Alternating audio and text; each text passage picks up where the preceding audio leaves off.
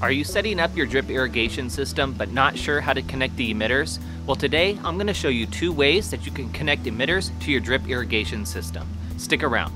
This is In the Garden.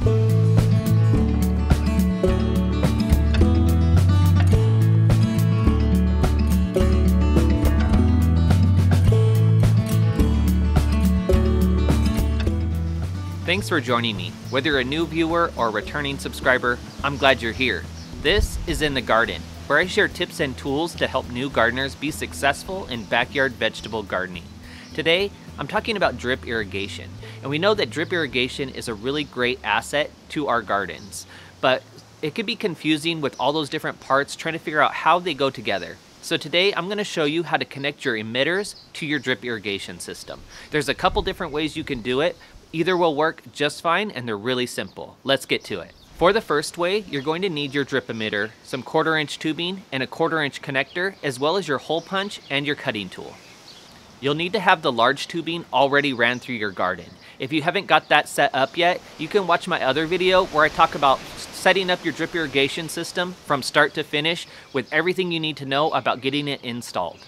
Once you have your large tubing throughout your garden, you're ready to install the drip emitters. The first thing you're going to do is poke a hole in the large tubing in the area where you want the drip emitter to go. Next, you'll cut a piece of 1/4 inch tubing the length of the line that you need to get to the plant you're trying to water.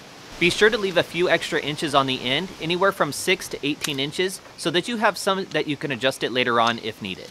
You're going to connect the 1/4 inch connector to one end of the 1/4 inch tubing.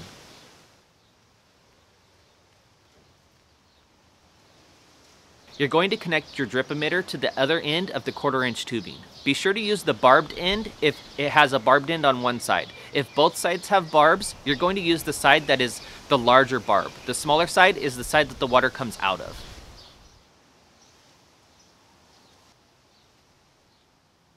And finally, you're going to connect the entire thing to the large size tubing where you put the hole. Place the emitter near your plant and it's ready to go. The second way is similar, but we're going to do things just a little bit differently. You're still going to need an emitter and a 1/4 inch tubing, as well as your cutting tool and your hole punch, but you won't need a 1/4 inch connector for this method. First, you'll punch a hole in the large size tubing where you want to put the emitter. Next, you're going to put the emitter directly into the large size tubing.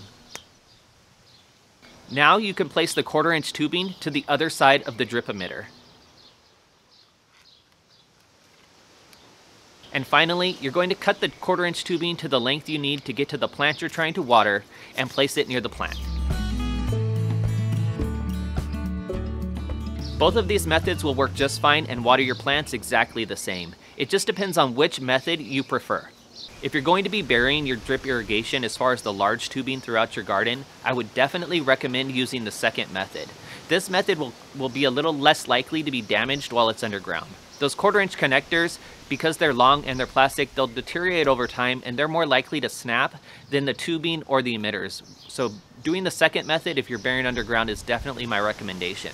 If you're keeping it above ground, then either one is fine. You could do it whichever way you prefer.